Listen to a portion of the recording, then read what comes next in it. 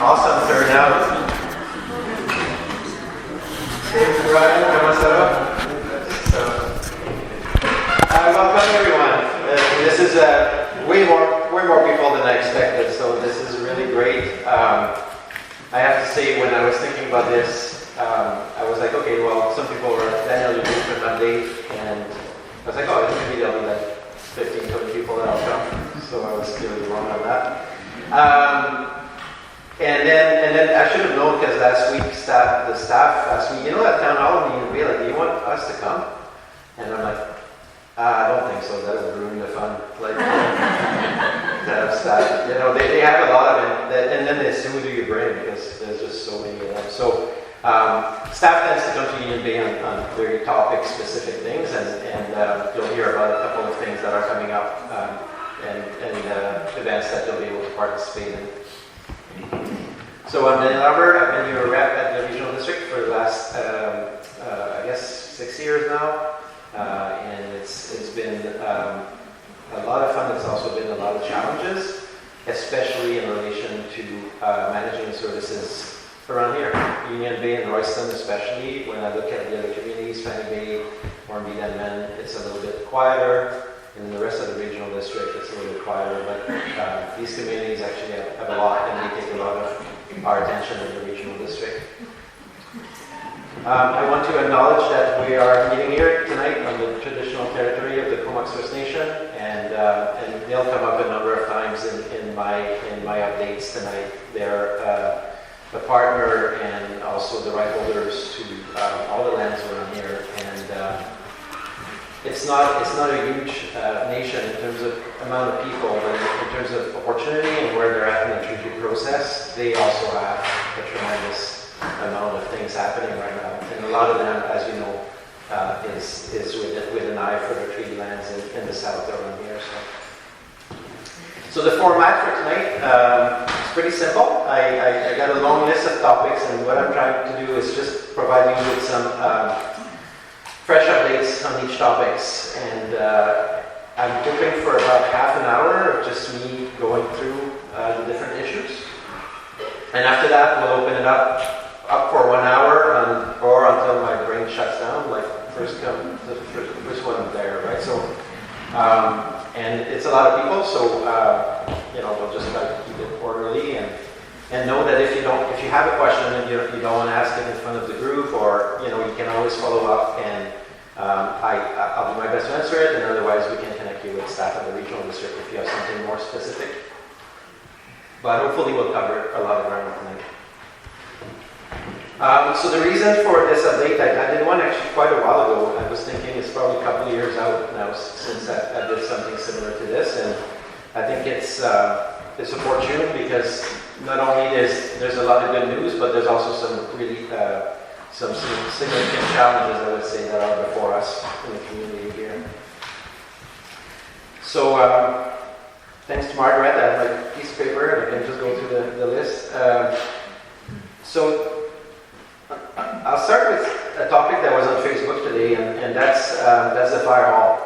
And so we'll start with that update, and we have, I won't put Ian Ham, he's here somewhere, I can see him, but we won't put him on the hot seat. But if you have questions, there will be an event dedicated to the fire hall on November 28th at the hall, and all of our key staff is going to be here.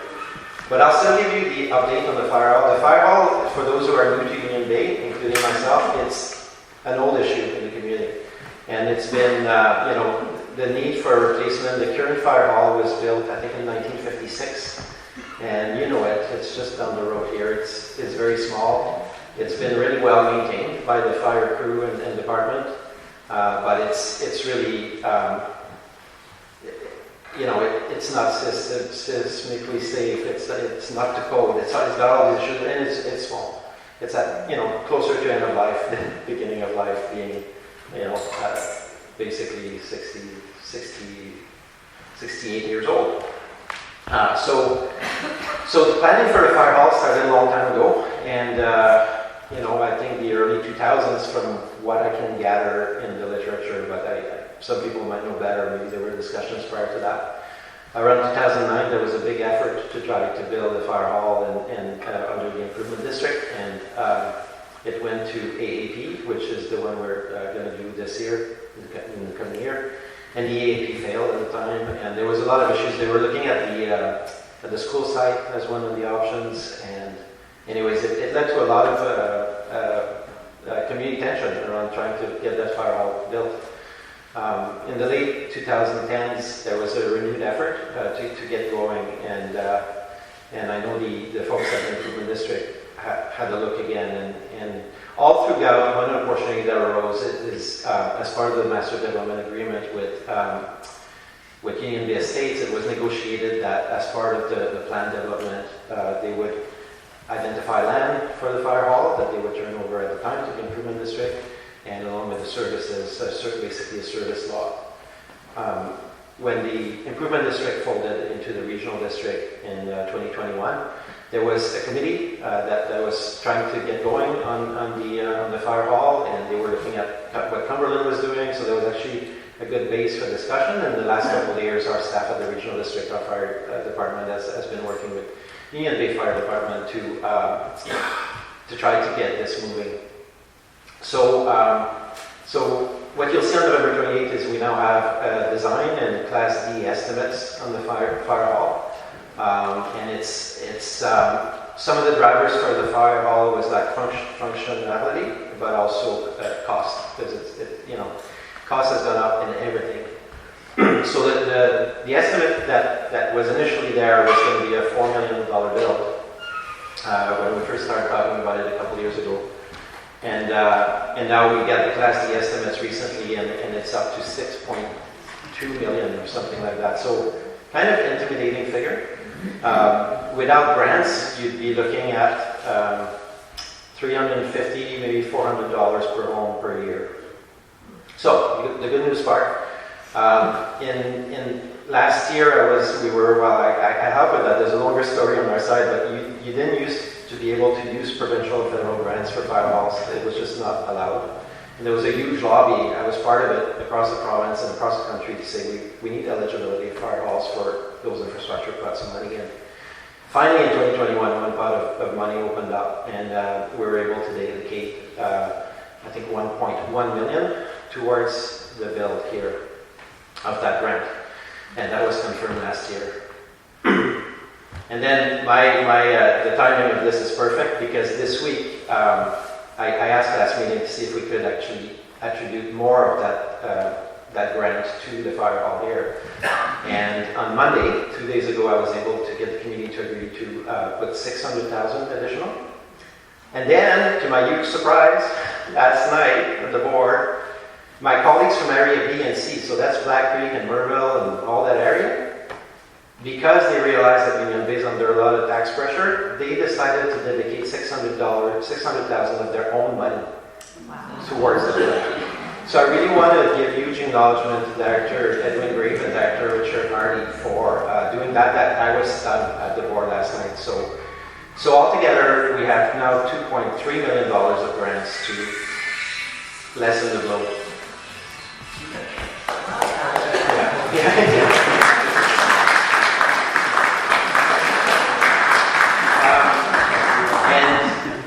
And I guess the next step is we'll have that open house on November 28th, so please come, ask all the questions you want. The fire department has put a lot of time talking, the last couple of years, looking at designs, all those things. And I personally think it's a really good product that they've come up with. It would have a small gym that would have some community use. It has a place for the old fire engine from 1935. Not a lot of space, but yeah, the display room, and then the 4 bays. And so that's the update on the fire hall. The next step is that open house, and then in January it will go to the AAP, which is the alternate approval process. The alternate approval process is if no more than 10% of residents send a form against the proposal, then it goes ahead. Then we can go to the bank and get our own. I will tell the community that if by chance the AAP didn't pass or anything like that, tonight I would say I would really push to go to a full referendum. So some people may ask, why don't you go to referendum now? It's just a lot more expensive and a lot more time consuming. A referendum might be like 40 to 60,000. An AP process, we're going to piggyback on a bigger regional AP process, so it'll be, probably like $4,000 or $5,000. So we'll try that. Our staff will be there to answer all your questions about all the details at the end of November. So realize I spent a bit of time on this one, but it's a great project. Union Bay Estates is a vast topic covering many dimensions. I'll start with the obvious. I think people in the community is informed that they've run into some financing difficulties the last number of months. And both our staff, they continue to work with CVRB staff. I think they come up every couple of weeks and meet with engineering and planning. But they have some serious financing issues, and they're working to resolve them. I don't have a crystal ball. I don't know how that's going. I've talked to them a few times over the last number of months. They remain optimistic, but they have to basically refinance or possibly have to give up. Like that end of November, one of the lenders is basically looking for them to put it up for sale. So there's a lot of negotiations happening. But what I would tell the community is, this project is quite advanced. It's a lot of the boxes in terms of the master development agreement and are ticked. The big one that really I think probably I don't want to put the scare into the words in the mouth of the people, but probably the big one is they have a huge commitment to South Sewer, and they're multi-million dollar commitment, and I think that's where for them to realize that potential, that will need to get resolved, because they're supposed to come up with a very significant contribution. So that's a scoop. We'll see how it goes. Sometimes those projects, they might find new investors tomorrow, and sometimes they go away for 10 years. So for us, it's how to manage that uncertainty, because in relation to South Sewer, we're still trying to advance the project to a place where it can happen. But without their participation, I would say to the community, it's unlikely that we would be able to bring the pipe all the way to Union Bay. Because a lot of the contribution, there's a long section, as you can imagine, between Royston and here, and a lot of their contribution was going to go to that long pipe. So this is a slow-moving drama, and my next update will be in a number of months once we have way more information around this, but just know we're not giving up. But it's definitely a challenge in the trial. In the meantime, though, like one of the successes from the Union Bay Estates, they still haven't built a house, but just the last number of months, we just got the Union Bay Nature Park that was transferred over to the regional district, and that's 100 acres. Started right behind here, and with looping trails, so all of Far Creek is now a nature park, and so that's not going to go back. The community has earned this one. And I think it's a really positive thing. So I've touched on South Sewer. If there's questions around that, then I'll stay around this area. We'll move to now a bunch of different disparate topics. First of all, I don't know about you, but I'm really excited. The Union Bay Community Club is working towards a new playground in the back, and we were able to secure some funding for that. They were inspired by what the partnership between Fenway and the regional district, and so that's very much in the work. I know the committee is going to have, so the way it works is the regional district is just turning the money over to UDCC, to the community club, and they're doing the project. I got a little update, and I'm told they will have more information at the AGM. They're going to do a little presentation, but I'm really excited about that project. There's also gearing up for maybe in a couple of years. We had a delegation from Craig Darroch area. They're also interested in the playground, so that early stage planning is already underway. Favorite topic, not shipbreaking, is the next one on the list. I'm just going down the list. Shipbreaking, I just want to provide you with good information on that one, and I'm so tired of repeating myself because I rarely have updates, and it's been super frustrating. I just want to clarify some things, like how the whole issue arises from a regional district perspective. Like, people have to know that on the environmental front, that's province, that's federal. We don't have any authority as local government to look after the environmental impacts or anything like that. For us, it's purely a zoning issue. And I visited the site in 2020 or 2021, and I can assure you that our staff early on told the operator, for such a change from a log sort to this, like you need to go through a temporary use permit or a rezoning application, and then there would be a public hearing, there would be the opportunity for everybody to weigh in, professionals, community. And then they went radio silence, and they argued that they were within our bylaw. And that's very rare that our staff gets completely ignored. So we had to, 6 months of that, and saw more barges come in, and we had to initiate legal action. At the time, our lawyer told us, oh yeah, probably within 6 months, a year, we'll be before the court. And it's now 3 years. And it's so frustrating, and I want to give huge kudos to COGS.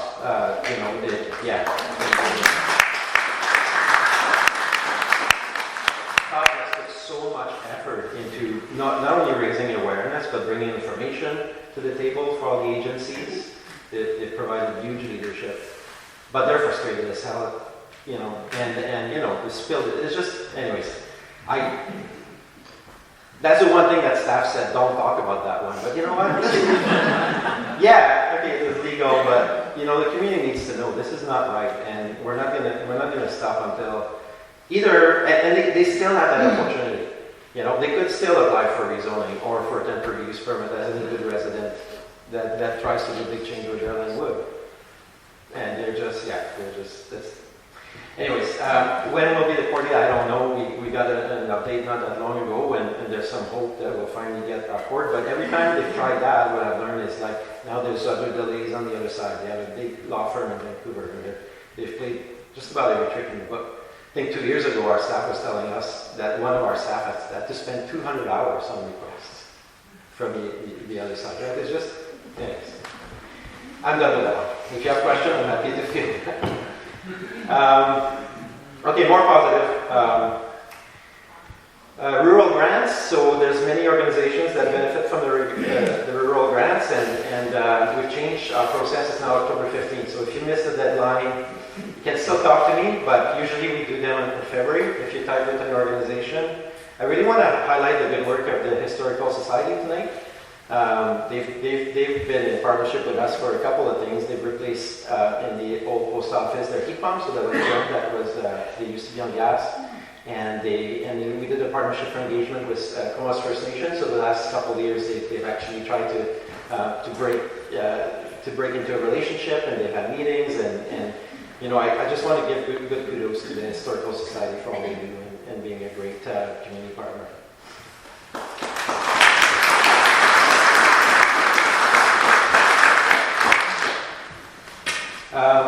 The regional solid waste management plan, I put that there, but it's kind of part of the South Shore as well. So what's happening, and Ian Munro is here, and he's been following, and Jim Elliott as well. There's a few people, community members, that have been engaged in these kind of opaque processes that go on and on and on, but it's really to try to decide how to best deal with liquid waste management. And what we benefited from in the South area, of course, is we don't have to build our own treatment plant now. We gain access to the regional sewage plant at Ladzo, and that we wouldn't have a project without that. But now we're part of this broader regional table and trying to figure out the pathway.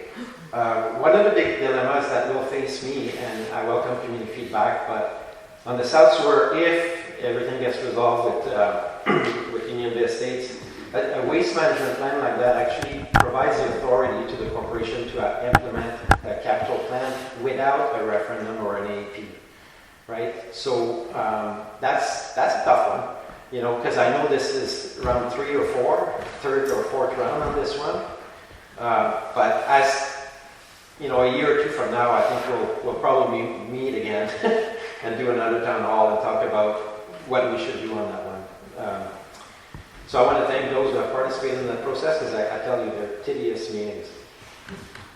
Talking about sewage and conveyance. Right, Ian? Yeah.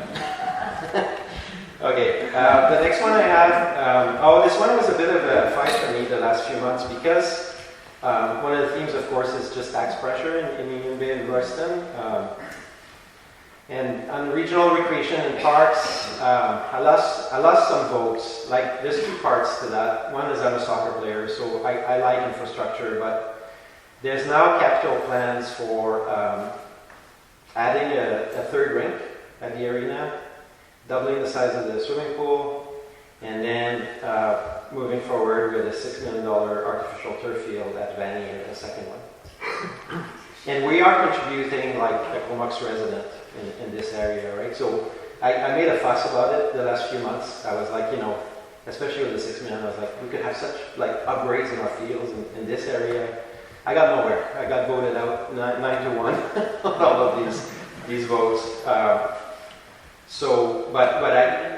I know there's benefits. I know a lot of kids still go and play, a lot of adults still use the facility, so it's not a wash, but I tried to impress that those together with the $6 million and the other one, which would be almost like $40-50 million, like it starts to be real money for everybody, right? So I'll keep you updated on that. I'm not super happy about the appetite for such high level of investment, but as my colleagues remind me, there's also a lot of needs, and all those facilities, I can't disagree, they are at capacity. So I just thought that for tonight is to raise that awareness, so you guys, if in 3 years from now you see a big jump in your tax bill, maybe you'll remember that that's how that happened on the recreation part.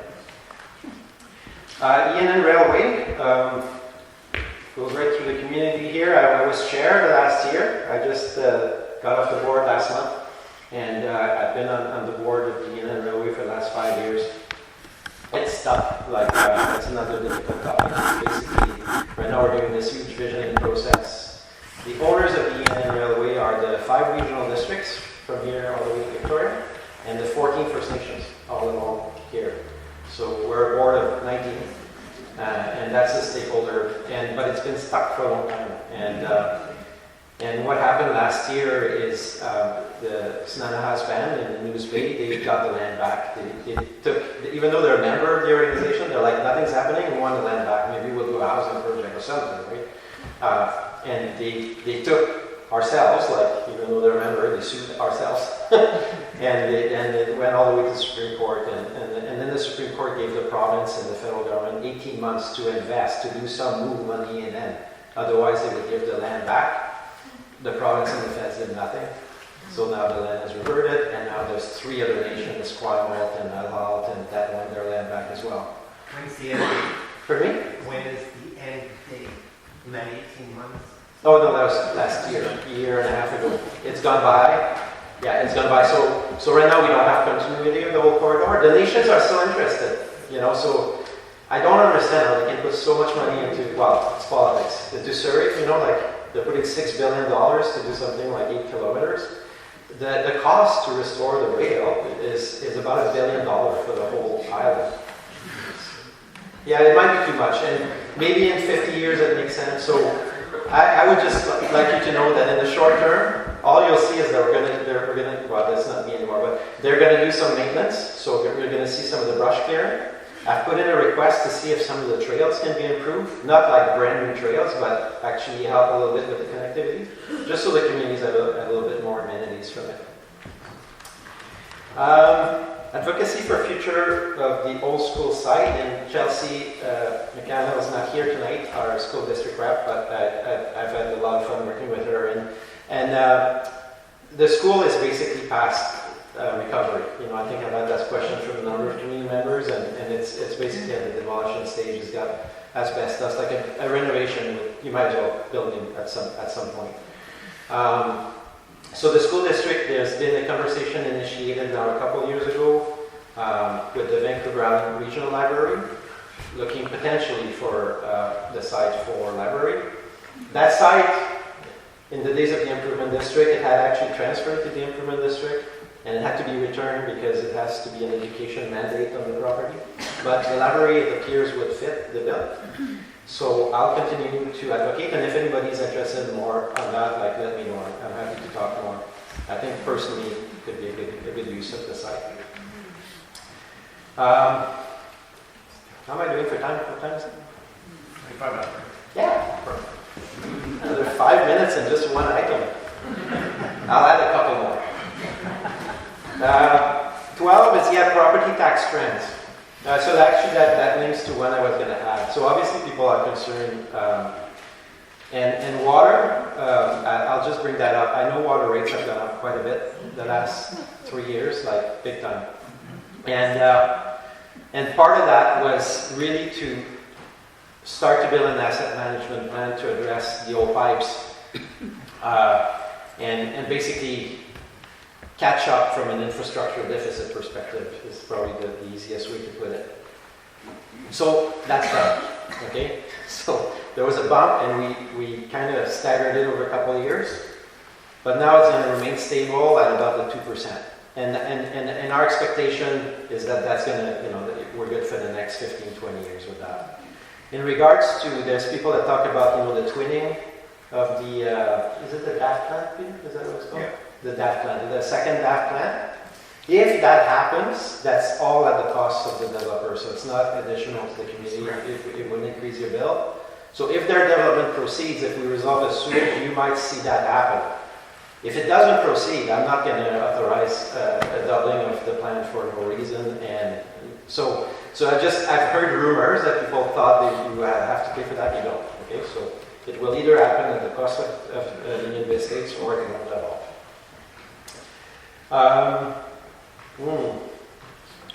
Yeah, that's the one I was going to cover. The other one, maybe it'll come back later. So with that, I'm really happy to open it to questions, and just raise your hand and speak with your loud voice. Otherwise, I can come to you, or I can repeat your question. And any topic is fair game. I haven't talked about 3D. That's probably the one I was going to mention. But go ahead. I see a hand already. I'm just curious why this thing's being recorded by an individual. Without permission, it's been moved around several times.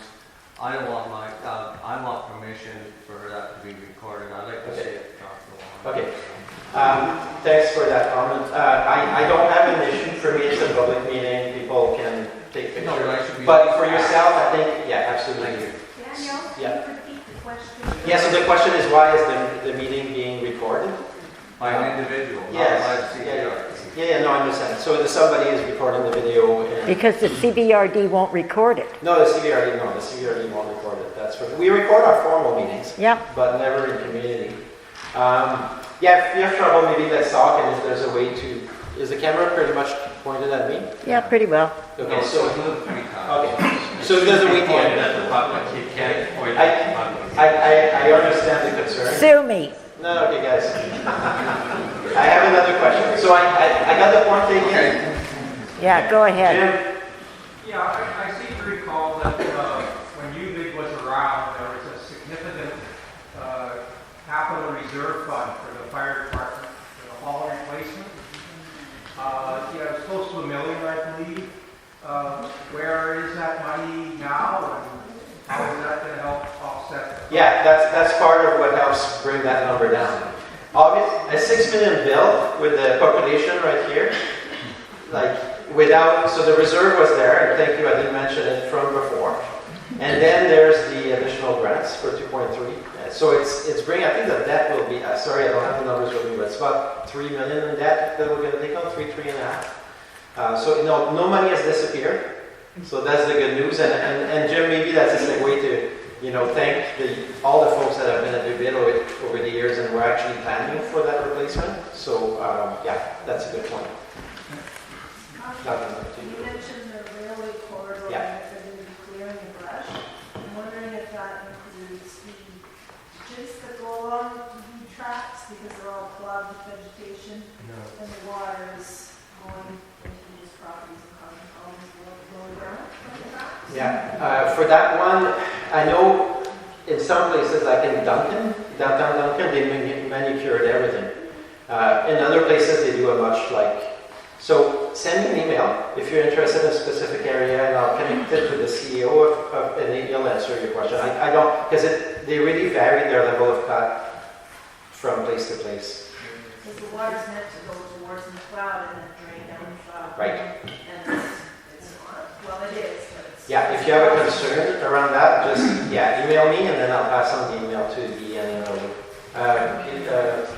Peter. Yeah, just wanted to remind everyone that the water plant and the fire hall, we obtained that property for both those projects That's right. for a dollar Yeah. from Kensington. Yeah. Okay? So, What I'm wondering about with the new fire hall, has any thought been given to simply going up to Cumberland and looking at the new fire hall that they built? yeah, I'm sure that they could probably get their plans and everything else for practically nothing. So there might be a big cost saving if they were able to get in contact with them. So that's already happened, Peter. So the question is, have you looked at Cumberland for their fire hall? Yeah. And that's already happened as part of the process. And actually, the design is not that far off in terms of the functionalities. That's what I was wondering. Yeah, and Cumberland has, I think they have 6 bays back to back. Do I have that right, Ian? Yeah, they have 6 bays. Their build was about 3-4 years ago. Yeah. And they did it for 4.3, Yeah. right? So But they had to pay for the land. they had to pay for everything. They got 0 grants. So the cost per home is actually We did. quite comparable. Yeah. So I would marry them then. Yeah. Yeah, where did you get the figure of 100 acres for the parkland? That's what KIP puts on their website. The parkland is only a total of 54 acres. I got He's it- including the coal hill. No, I got it from the IMAP system on CVRD. Yeah, I just looked it up. You did? Yep. Okay. Maybe, are you thinking the hectares or the acres? If you don't mind, the question is whether the park is 100 acres or 50, you think? Yeah, I looked it up, I thought it was 100. So. well, he puts on his site that it's 100 and it's not. It's 50. The boundaries of this park starts right on the other side of the creek. Just try to avoid the side chatting, otherwise people won't be able to hear. So the boundaries of the park starts kind of at the water, and then there's a trail that would go, a public trail that would go on both sides. Guys, please, Mike. So the trail basically would go all around to the front and around there, come back to Hart Creek, and goes all the way to where the forest starts again at the end of the development. That'd be a public trail. But the bulk of the land is actually on this side of the bridge, right here. And it goes up, and it actually has a connection at the top of McLeod. What's that next road? Musgrave. There's actually a right-of-way that will connect through the creek to Musgrave. So it's actually a significant amount of parkland that's been given, and we'll try to... I got a follow-up for you. Follow up quickly? Yeah. The same thing. When you talk about the parkland east of the highway, Yeah. that hasn't, according to IMAP, that hasn't been turned over yet to the CBRD. West of the highway was turned over months and months ago. But maybe this one is not... It still says private. Okay, so maybe that's how I ended up with a bigger acreage. 'Cause No, that counted in no, your right. no. Thank you, Mary. No. Let's go to the new person. We have Peter. You had a question already. Just a quick question. I wonder who's tasked with maintaining this parkland? 100 acres. So under the agreement, I might get that number relatively wrong. It's either 15 or 25 years. The developer has to maintain it. Okay. The trail, so they had to build it at their cost at our standard, and then maintain it for 15 to 25 years. Then the residents are responsible for the park's operating budget. I'll go to this gentleman and Ashley. Yeah, you have your hand up. My question is about boundaries. I mean, you guys, Fanny Bay and Union Bay, I noticed on my taxes that I'm paying taxes for lights in Union Bay. And I was wondering, like Fanny Bay, I mean, we need stuff too, like, we've got a dock and stuff like that. I was just wondering, why do you all of a sudden pay taxes in another constituency or another district? Why am I paying taxes for lights here when I should be buying stuff in Fanny Bay? Are you in Fanny Bay? Yeah, I'm in Fanny Bay, yeah. Yeah, so that would be a big mistake if you're paying for lights in Union Bay. On my taxes. Yeah, so the question is, the gentleman said that there's lights in Union Bay, and he lives in Fanny Bay, and you feel you're paying for taxes on lights in Union Bay. But That's right on, right? can you send me an email, and we'll try to get that sorted out, because the only people that should pay for streetlights, or there are people that are nearby a streetlight. It's basically how it works. So send me an email and we'll make sure I that. mean, I should think something in the fire department or something. Yeah, absolutely. There is one streetlight in Fanny Bay near. No, it's true. On the highway, it's the smallest service in the regional district. I think we have 102 services, and this is the smallest one, and it costs like $200 a year. And it's at what's the name past the Fanny Bay Hall? There's the one street light on the highway, the only street light. No, past Ships Point, past there, almost at Mud Bay. Yeah, it's a logging road. So okay, I have another one. Do you mind? You can turn after if you want. Ashley, you've been patient. So I remember my communities in area A get recycling and garbage when other communities don't. I know you said that the market area is piggybacking off of Royston. Yeah. But like, how do we get to piggyback off Royston as well? So if people didn't hear, how come we don't have recycling and garbage in Union Bay and Fanny Bay and Black Creek and Arbour? Yeah, that's another one. We're talking about fire hall going on for 20 years. This is another issue that the city already brings back every 5 years. And every time it's been through an AEP or a referendum process. There was a referendum about 10 years ago and rural residents turned it down. We don't want a public service. Then we did this, when I started in office, they were starting to do a survey of residents, and it found that 70% in this area, Union Bay, Fanny Bay, wanted a public service. And the staff was so confident, they said, oh, let's go to AEP on it, the alternate. And then we got 15% against, so it failed.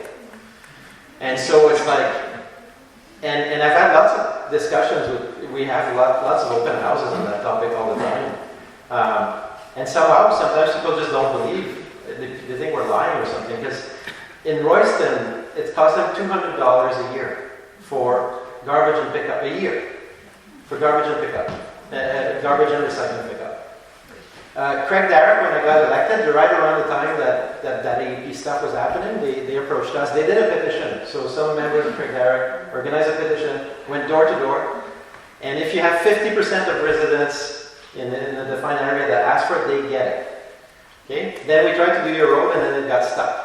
And it got stuck because your road is small, and the contractor had issues, and that's Glover, right? Or that area. Yeah. So now we're doing a solid waste management plan for the valley. Again, it says it would be cheaper for all residents to have garbage and recycling and pickup. The solid waste management plan could be binding.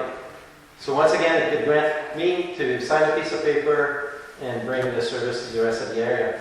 Union Bay and Fanny Bay is the only one that are unserviced, well, privately serviced. Royston is fully public, Craig Darragh. Hornby and Denman are both serviced, both with recycling depots and with on Denman they have garbage pickup. So these two communities really stand out. So, and give about 6 months to a year, and I'll come back, or the CDRD will come back to the community again. And if it gets turned down again, like I think that's it. Like we'll never see recycling of garbage pickup. Lots of hands went up on this one. Just a clarification. Yes.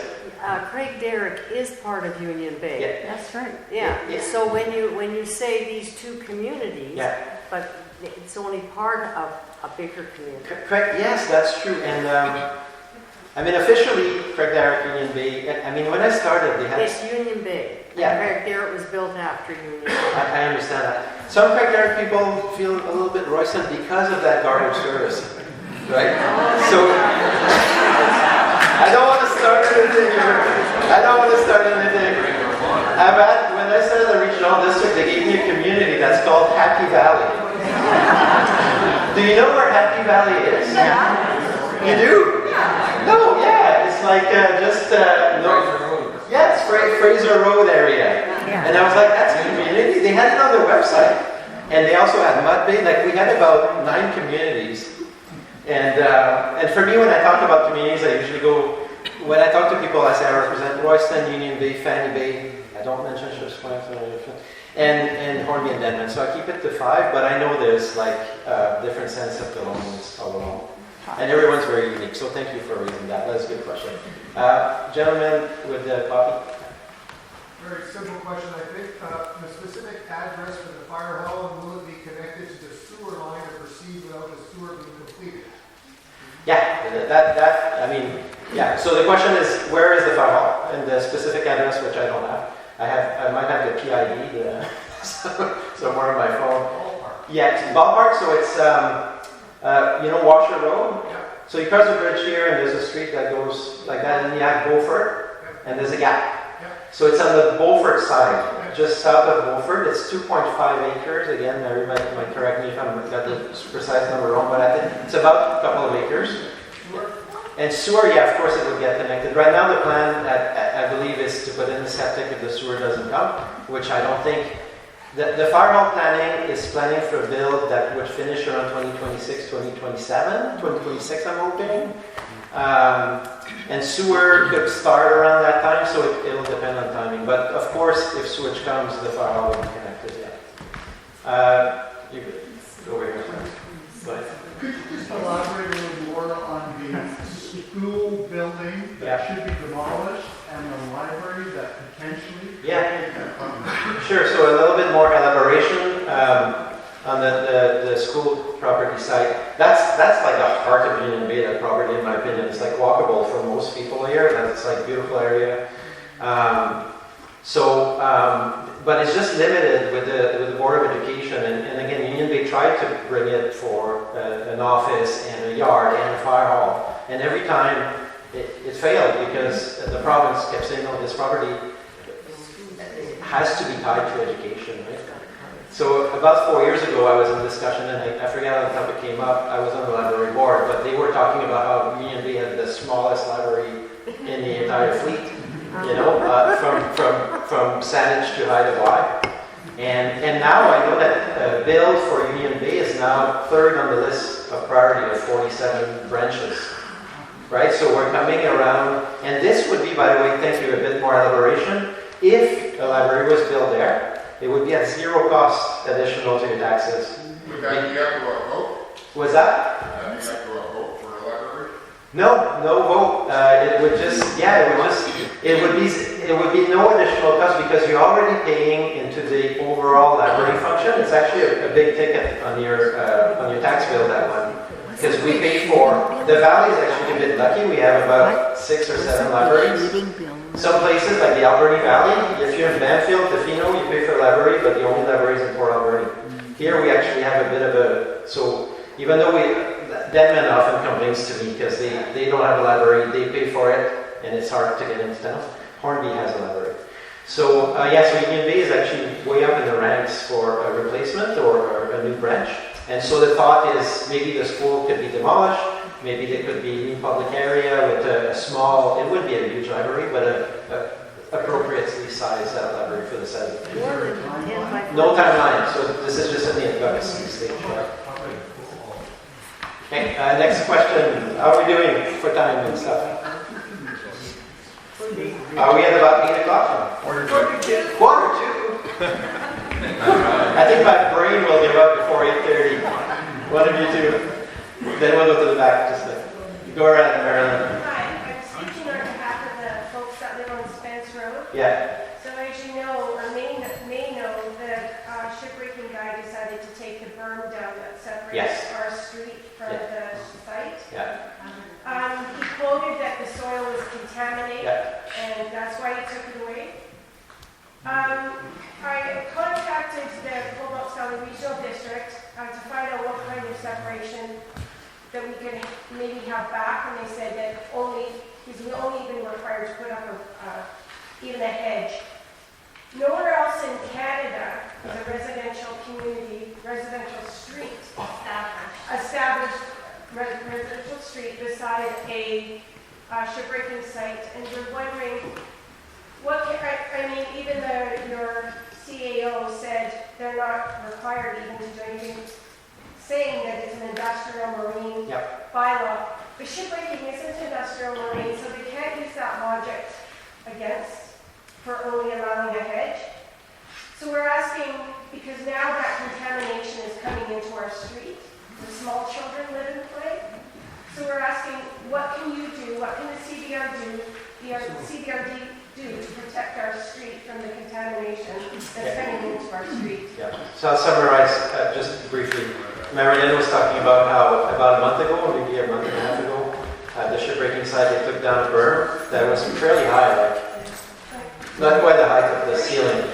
30 feet. 30 feet? Oh, that area. So it was separating the residences from there, and then they took it down, the berm that had been there for a long time. And I know I went to the site that very day and had a bit of an encounter with the guy. But so the question is, what can the CBRD do? So Maren, can you send me yet another email? Because last week what I heard is that they are supposed to have some form of barrier.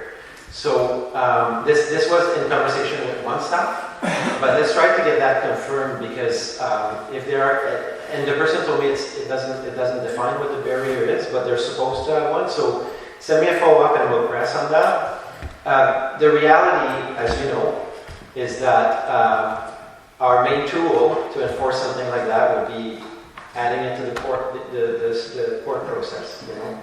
And so that's the sad thing, is we're unlikely to see resolution from our end quickly. Well, what kind of contamination are you talking about? So the Ministry of the Environment has done 18 months of studies of water sampling, 160 times over acutely toxic levels for copper has been proven.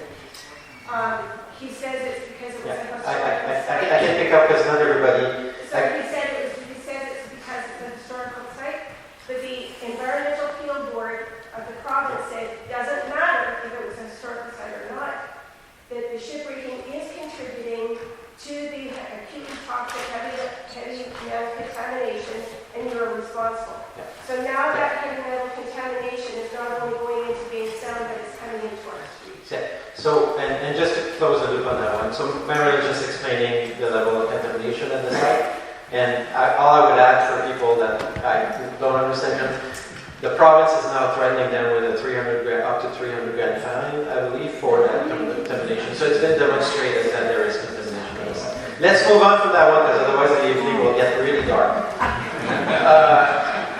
Is that shipbreaking? Let's move on. No, what's that? Yeah, still shipbreaking. Okay, let's keep going. Sewer. Okay. And by the way, yeah, we can talk more about shipbreaking as need be, but So the question is this. So say we have a problem getting the funding because of the Union Bay Estates issue, Yes. and the sewers get pushed back. We have a lot of people here that, number one, don't have really effective sewers right now.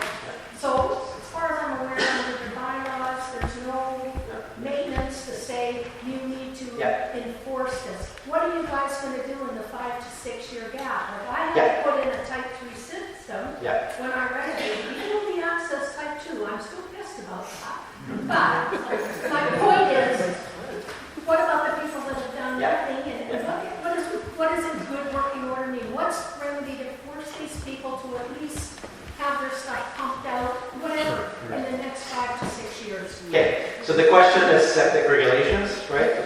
Written broad. If we don't have sewage, or until we get sewage, what can we do?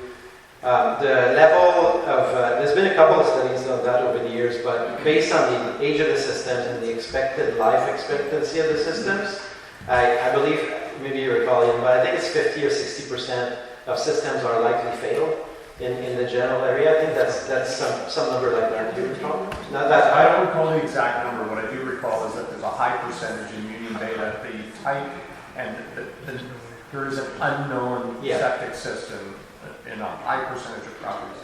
Okay, so let's call it high percentage. So basically the problem is those properties their septic is failing. Some people are holding out for the sewage. Some people don't have the money. Sewage regulation is a provincial mandate. So there's only 1.5 regional district in the province that have a septic regulation. The one that exists is in the Capital Regional District. It covers certain areas that aren't serviced by sewage. And the only thing that they can do is basically ask for an empty out every 4 years or something like that. They cannot themselves, the regional district can't enforce if your system is failed, okay? So what we looked at, and that's quite finished, because we have a long study I can send you, what would a subject regulatory system for the Comox Valley look like for all the areas? And we started that work 3 years ago, and then it prioritized areas of risk. For example, in Hornby, where people draw their well water at the same place as they have failed septic with high density of homes, there's a risk, right? Ship's Point, like, in their case, they actually have good water, but everybody's like really tight. And so it identified all the problematic areas. What our staff came back with about 5 months ago, and I can email me, I'll send you the full report, because it lays out option, and it's just not very strong. And the staff said, okay, well, if we try to actually enforce and say you have to replace, then we would take on the liability at the regional district. And we're not in a place where we would have to ask for a mandate from the ministry to do that. It was a governance nightmare, basically. So right now we're doing nothing. Long story short, currently we're sitting on that report.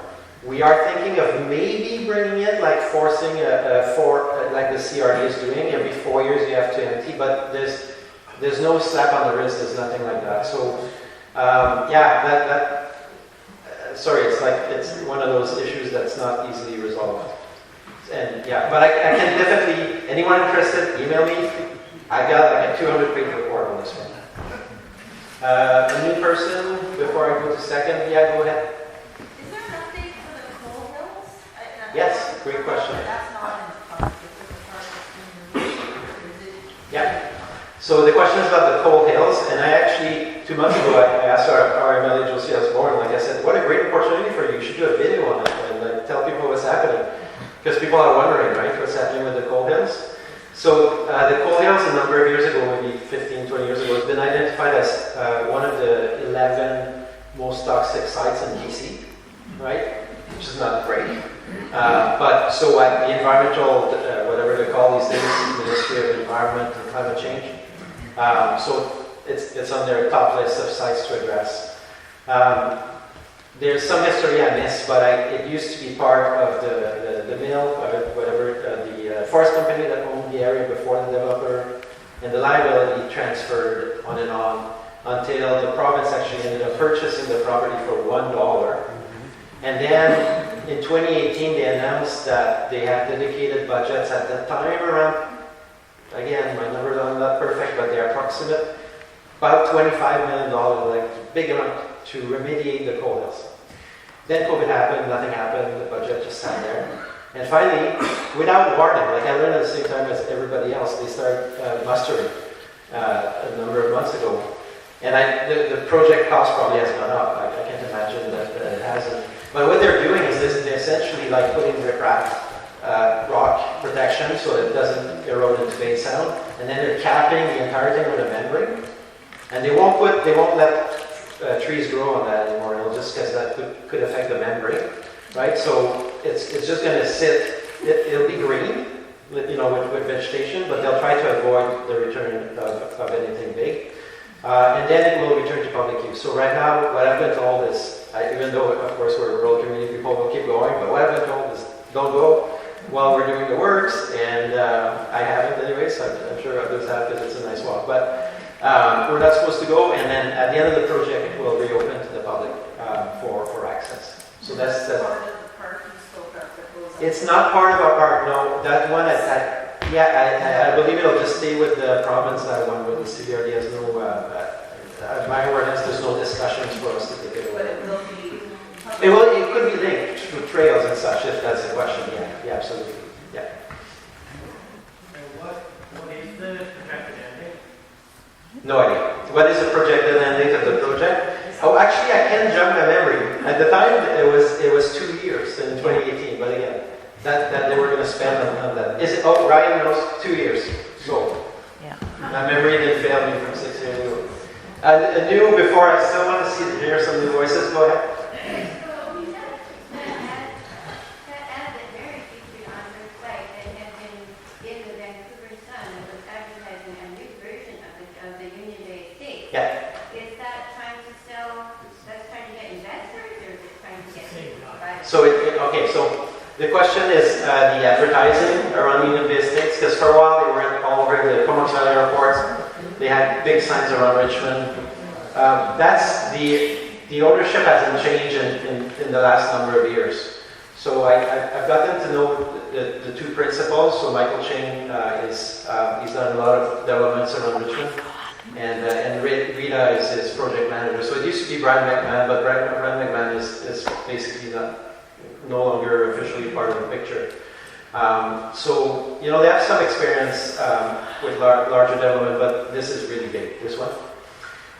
So their advertisement was to drum up an interest and anticipation of selling the lots. I don't believe that there's been, maybe those advertisements have continued, but I don't believe there's new effort, because a lot of the lots that they're currently focused on, which are obviously where the road is, if subdivision happened, if we concluded the master development agreement revision with the switch, that would be the first place that they would build. And my understanding from them is this is essentially pre-sold. There's enough interest that they don't need to.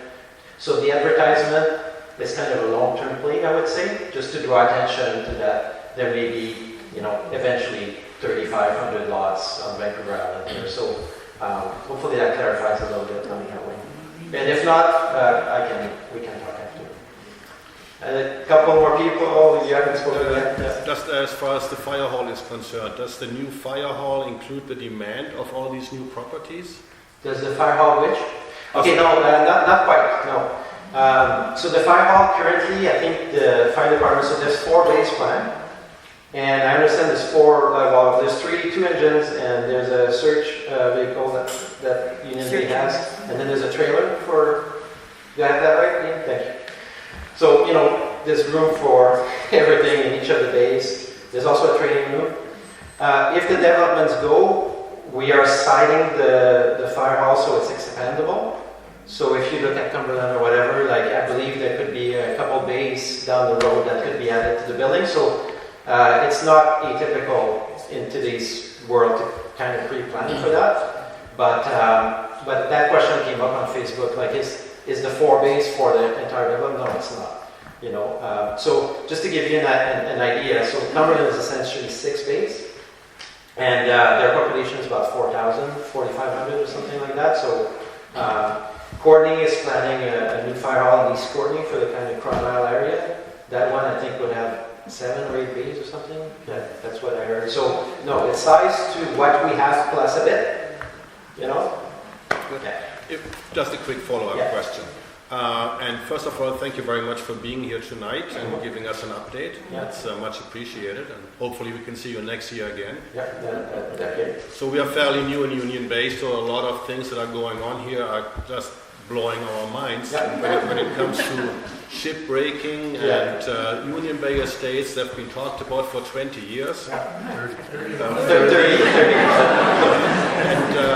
And street lights on where there is nobody possible to go to, right? Wasting energy, not wanting to start here on global warming, but why are we doing that? But my question for you is, when you're coming back next year, what do you think are the changes as far as shipbreaking, Union Bay Estates, and the fire hall? Great. So the question is, when I come back, because now he's committed me to do it again, from November 6th next year, we'll pre-book the hall. I'm here for that sounds good.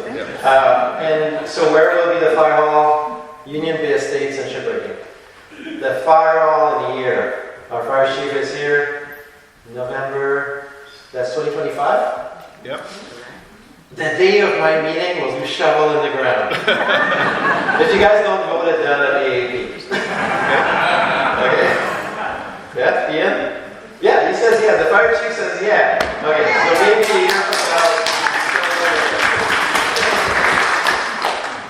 The ship breaking, if we haven't had our court date by then, I may not show up. It'll be tomato time, not just at me, but at all the levels of government. At some point, ridiculous is ridiculous. So I don't know what the court, where it will lead. You go to court, you can win. Then I can tell you that even with a win, it's going to be a long process to address the issues on the site. I dealt with one issue like that in my term on Cumberland Road. It was, again, an egregious use of land against the zoning. And that issue went on for 9 years. And it was not as complex as ship breaking. And that's after court, right? So it's like, so what I'm saying is like, be patient. The big guns is the province and the feds, which is why we're going to continue to you know, they're the people that, and I'm not pushing, you know, I'm doing a bit of that, okay, I won't lie. I am pushing a bit the ball up, but at the same time, their level of resources compared to ours and their level of authority is so much higher. Like if you look at how the EPA deals with stuff in the US, we always like think Canada does better. Even the spill that happened last week, like this is like, you get people that work in the industry, like this is so far outside what should be happening there. And the province and the feds have a fiduciary duty to look after it. Gord Johns has been pounding the table on that one. Josie's having a hard time. She's in cabinet, but she goes to talk to people all the time about it. So yeah, so that's a year from now. Hopefully we have that case in court resolved. And it'd be great to see the province and the feds jump in. And the last one? Development. United States. I think I said it at the start. They have to find new investors, right? Or they have to settle with their current investors. And hopefully not everybody, because in Cumberland, you know the development around the airplane and stuff where the tourism center is? Yeah. The people just disappear, right? So developers will do that. At some point they give up, they run out of money, and then it's like 15 years can go by. So it'll be one of those scenarios.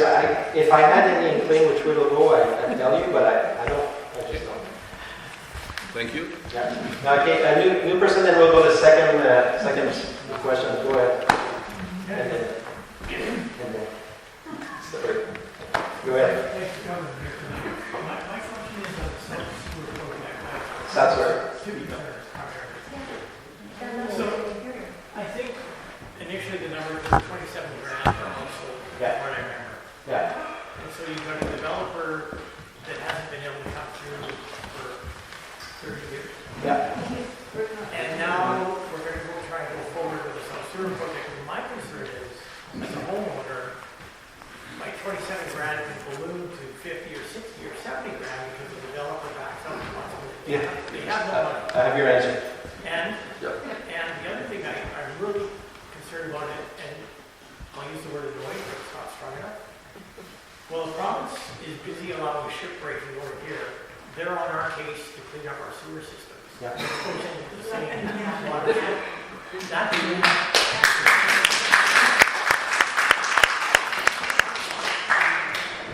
Okay, so I'll address the first part. The second part stood for itself. But the first part is the cost to homeowners to the sewage project if the developer was there. And maybe I wasn't clear enough, but I believe there's no project to Union Bay without the developer because I'll name the contribution. Jim, that was at a public meeting that we named the amount was named, was it?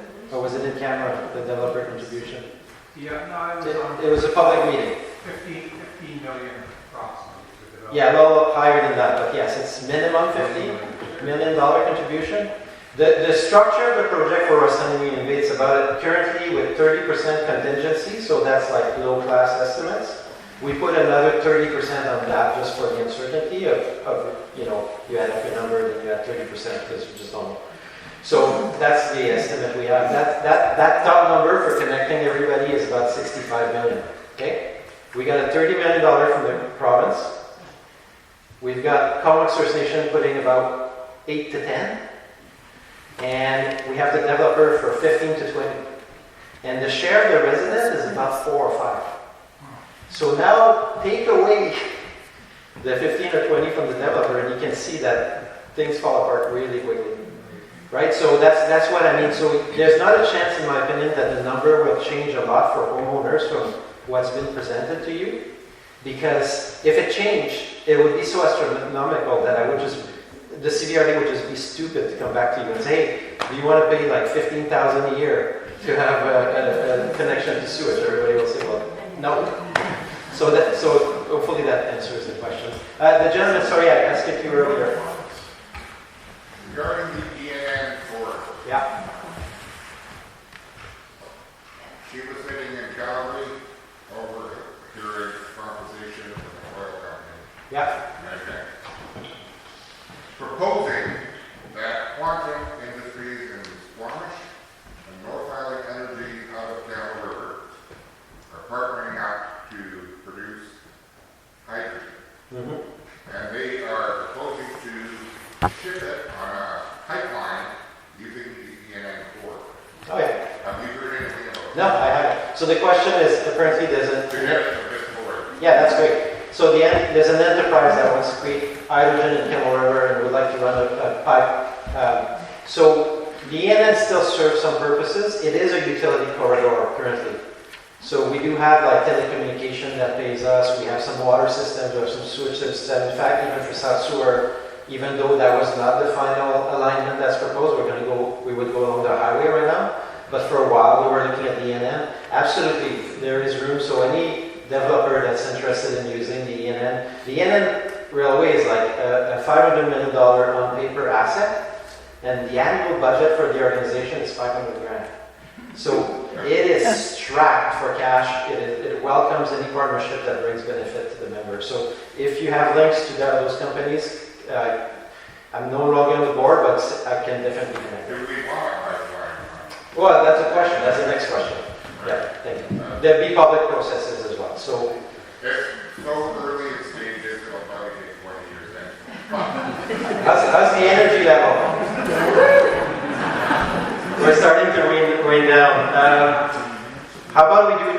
What time is it? Anybody? 10 after 8. 10 after 8. 10 after 8. Wow, I'm supposed to have way more energy than this. It's still 20 minutes.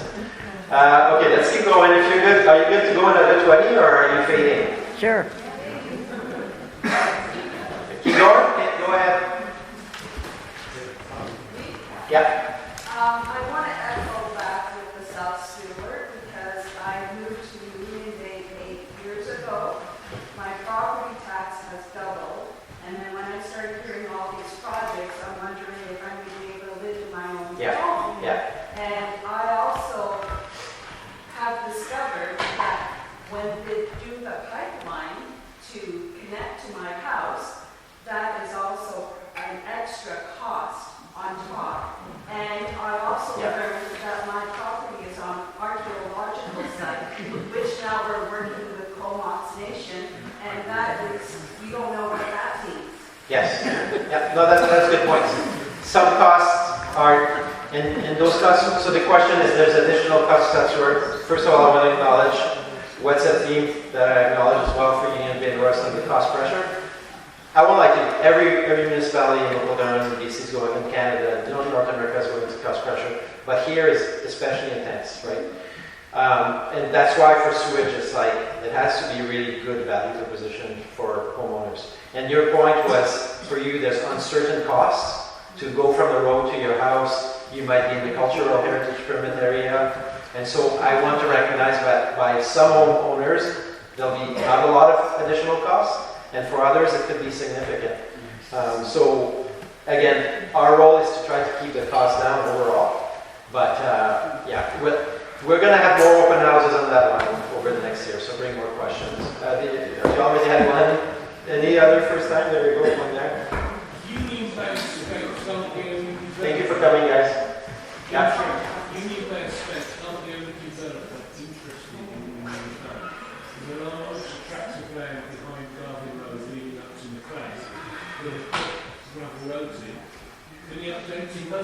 Okay, so the question is what's happening behind Garvin Road, and that is actually not Union Bay Estates. There's been a new road that's been punched through, and it actually connects. So this is an older family. I've met the gentleman. He's a British Columbian, and his family's been in British Columbia. So that's a private developer, not Union Bay Estate. It's a smaller company so they're cutting a subdivision through Garvin Road. But they also have potential plans higher up to connect to the street at the top again in McLeod across the road, which leads to the Forestry. Green Street. Right? So a few years ago, they brought forward a plan for, I think, maybe 100 lots that they wanted to cut. But water issues for now, they realize that with everything in Union Bay Estate and the CBRD, I think they've peeled back from that plan and focus on the lower road for now. They may come back in time for more. I think that property Gentleman over here, then over here. So I've been here since 91. Yep. Well, thank you, yeah. so why did the person up on Green get to go ahead just like that? I don't know how many years it's been for development on that end. Yeah. But it took 31 years of bureaucracy for these guys to get this way. Yeah. Good question. So why is it that that development behind Garvin went like that? And why is it that the Union Bay Estates, which used to be called Kensington Estate and so on, really easy answer on that one. Garvin, it's already zoned for what they're doing, right? So what the homes they're putting in, they already had a right under our bylaws to subdivide into the amount of lots they're going. If they wanted to do more lots, they would have to do a public process, etc. Kensington, they started with just land. And then they said, we want to put 3,500 homes, which is the largest development north of here. They had a choice. A lot of developers, they choose to do these days a phase development. So you negotiate a chunk, and then you go to the next chunk. And with the regional district, they enter into a master development agreement, which means that everything has to be figured out for the full, essentially, for the project to go ahead. There can still be phases, like they're going to work in this phase, but overall, for example, sewage requirements, all these different things were negotiated at the start. It was a front-ended deal, and it's been really hard to achieve. Add to that the lack of services, right? So yes, we have Langley Lake, but it's a small lake. A lot of studies had to be done. A lot of stuff had to be the plant. There was a lot of precondition that had to be met for the development to proceed. And a couple times, I know local government, Glenn is here, a lot of people have said, Daniel, you guys need to move faster than the regional district.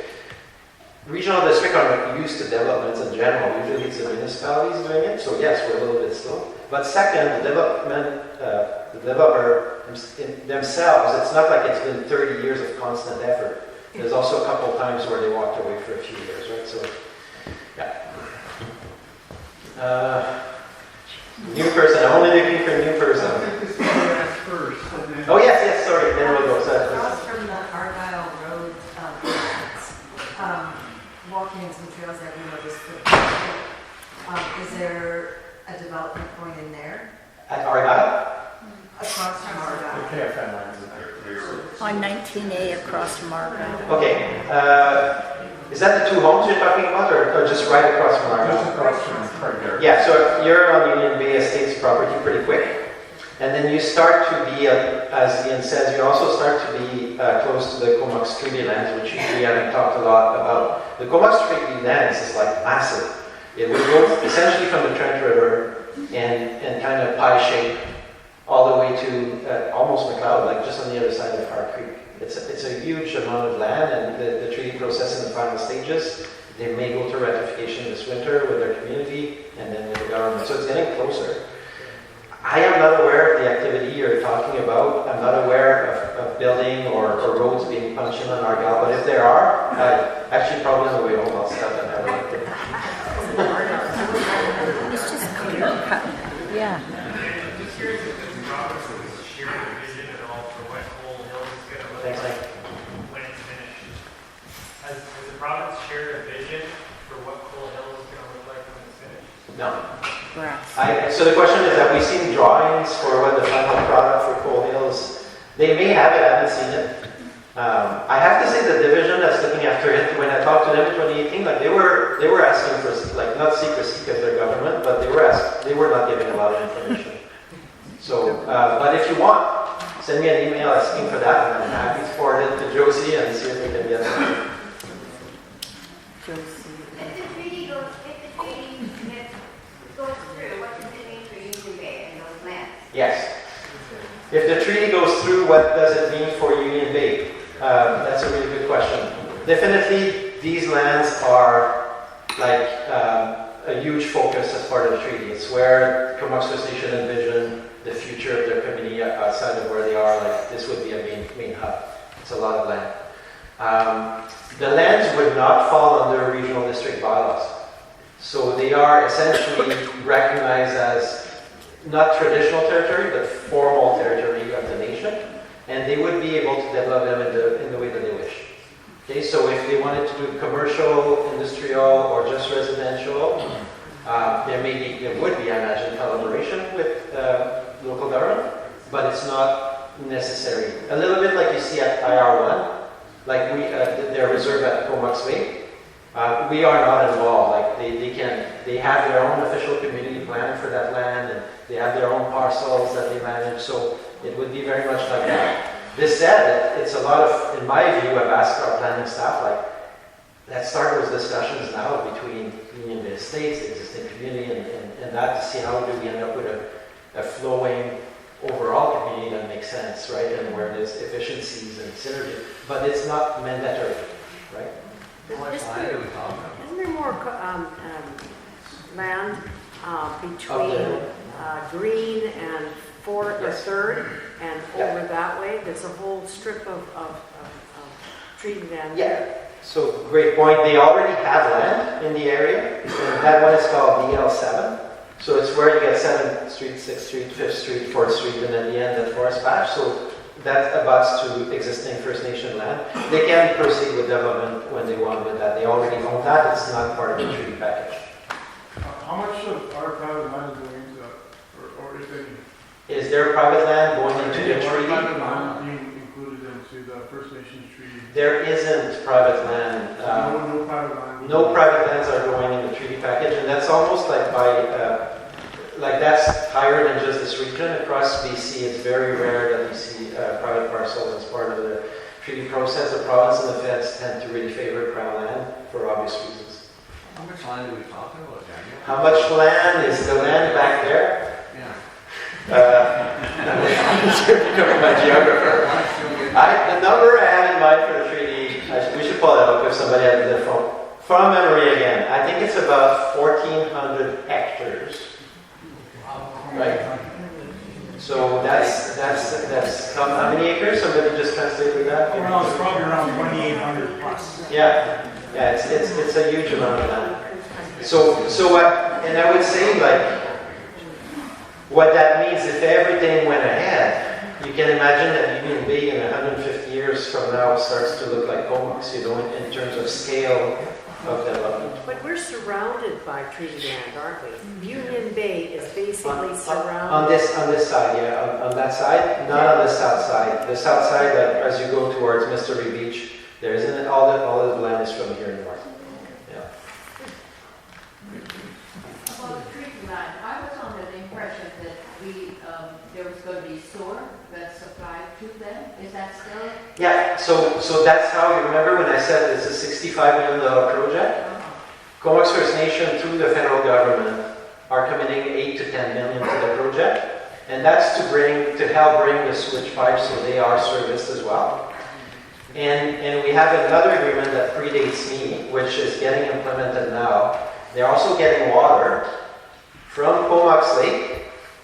We're switching over Royston from Cumberland Water to Comox Lake right now.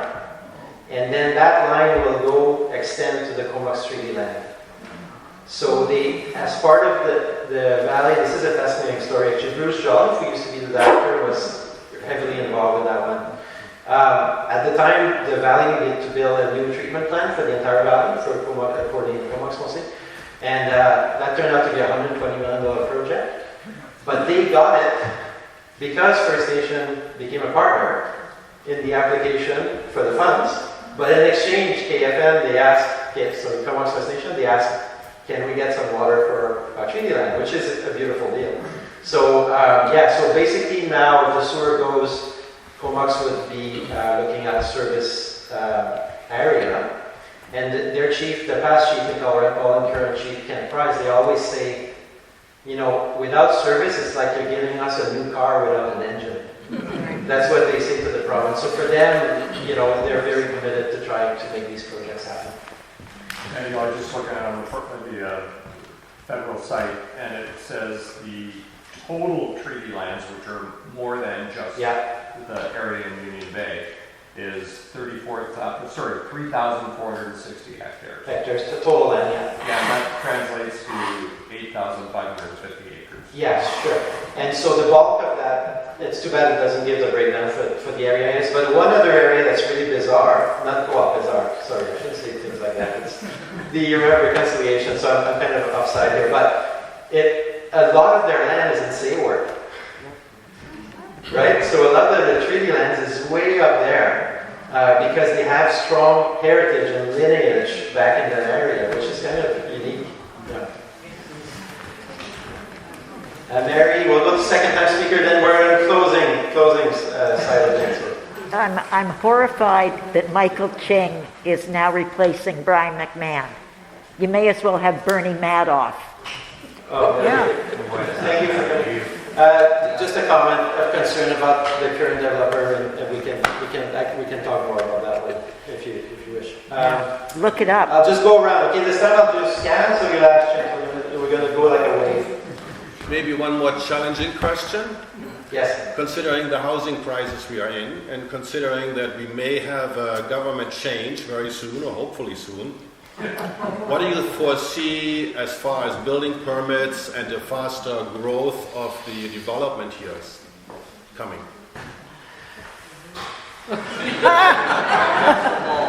You wanted a challenge. You said yes. Housing question. How do we build faster, not just in the Comox Valley, but everywhere? God. How do we solve oh God. Can we save that one for November 6th next year? Like, I can tell you, we have gotten grants to accelerate our processes. Everybody's getting that. And the province has actually injected themselves into official community plans. You see that mostly in cities where they say, we're going to force you, if you have a single residential lot, it can now have 4 homes on it. So it's super dynamic. But I will talk more about that on next year. Okay. We're doing the wave. Yeah, go ahead. Okay, all our shit goes to Comox. Yeah. Right? Yeah. Well, if the sewer goes, And how does Comox hold all that? Okay, yeah, great question. Thank you. Great question. Yeah. So the question is, if all the flows go from here to Comox, so the site at Ladzo is currently at about 1/3 of the capacity potential for the plant, for the treatment plant. Right, so with the site area, right now they already have a plan to double in about 30 years from now, based on projected growth. But they could even triple from there on that site with the treatment plant. So there's a lot of room for growth. The only thing is the treatment currently is, I think, secondary treatment. We don't secondary treatment, and so it goes into the deep water in the ocean in Georgia Strait. There's a lot of discussion at that really boring table, the solid management table, around what we should do around the treatment plant long term, because you could introduce microplastic filters, you could introduce tertiary level of treatment. But to your question, there is room for flows, lots of room. Keep going. We'll catch Jim and we'll go there. Yeah, a couple quick questions. Somebody mentioned a berm, was a contaminated berm that was removed. You know where the dirt went? Yeah, they just placed it in another on site somewhere else. On the coal hills. Surely there must be some power in bylaws to prevent people from doing that on their properties. I think if I tried to do that on my property, I would have a call from bylaw. For contaminated soil, absolutely. But the other quick question is, has the regional district planning aspect learned anything from this big development to, why rezone for that many places when there's no water, no sewer, not enough